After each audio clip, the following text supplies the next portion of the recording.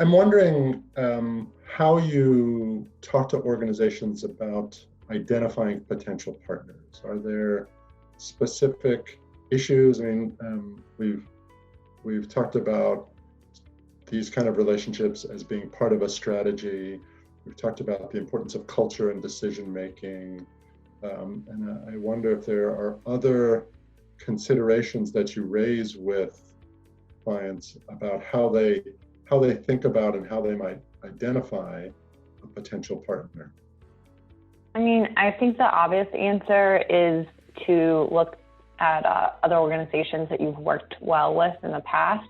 So it could be like a joint fundraiser or a joint program, or even just like shared office space. And if an organization has never had a partner before, then I often encourage our clients to kind of look in unsuspecting places. So an organization that might do something complementary to you that's not exactly the same.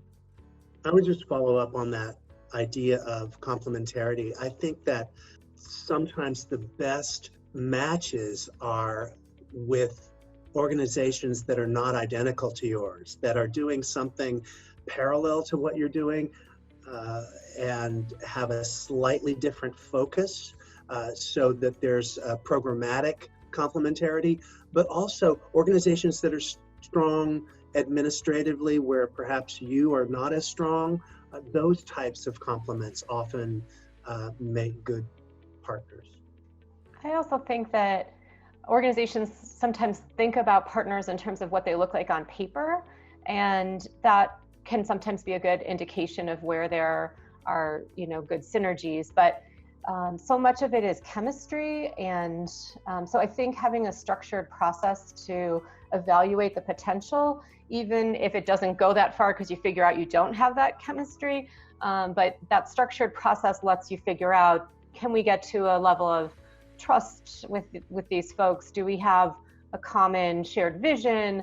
It's almost something that you have to kind of explore and date a little bit to, have a sense of whether there is potential there. Because sometimes you can look on paper and everyone in the community might think, oh, these two groups should work more closely together, but it just might not work from a cultural perspective or, that chemistry.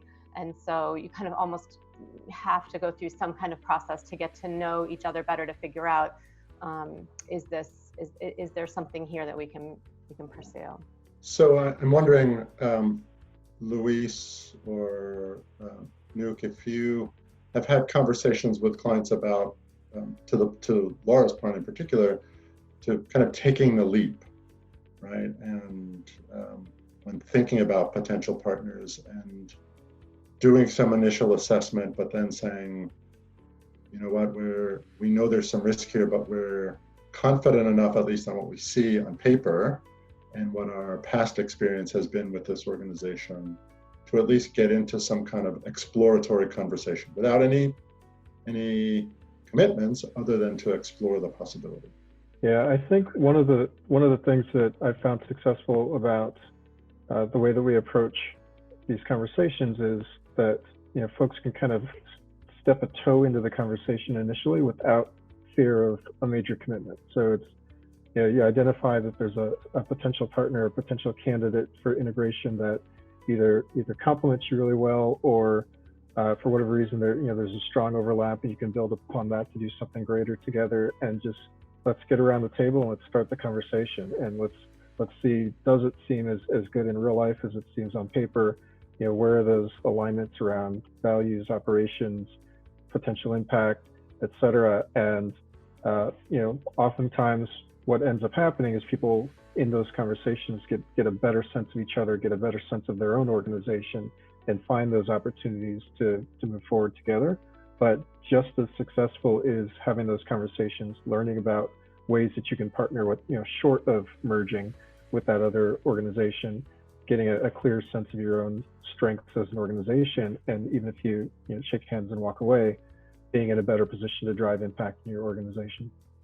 And I'll just add that, I think what Anuka kind of described is, kind of what I would, usually do or say. But I think that, the one thing that as a starting point, as encouragement, and we all talk about it as a firm, is that, sometimes just going out and getting to know your potential partner a little bit better through a conversation over coffee or something.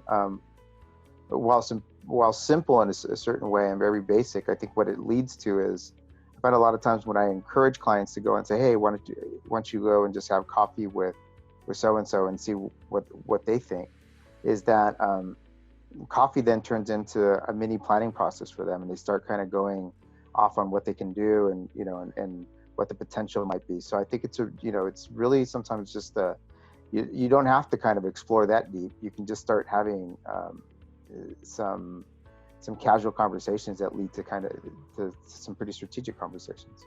And I would say that those are like the most exciting parts of the conversation, right? It's not the figuring out the org chart, but it's what you can do better together than you can separately. When you're talking to a client about that process and what to expect, what are the things that you highlight for them in terms of time, what the experience is like, how they can best show up in the process in a way that's most successful?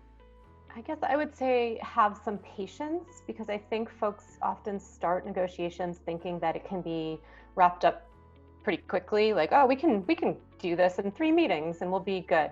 And that might be the case, but oftentimes the conversations start and it seems like there's sort of a simple set of issues to kind of resolve, but then each issue has some nuance to it, or there's sub-issues.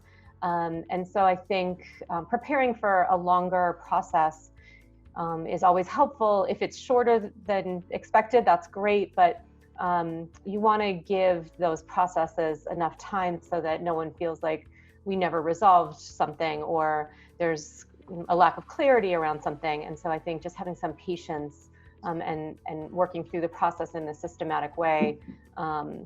It's always surprising to me how folks will say at the beginning of or at the end of the process, like, oh gosh, I thought we could do this so much quicker, but it was good that we took this time to really make sure that we were all on the same page.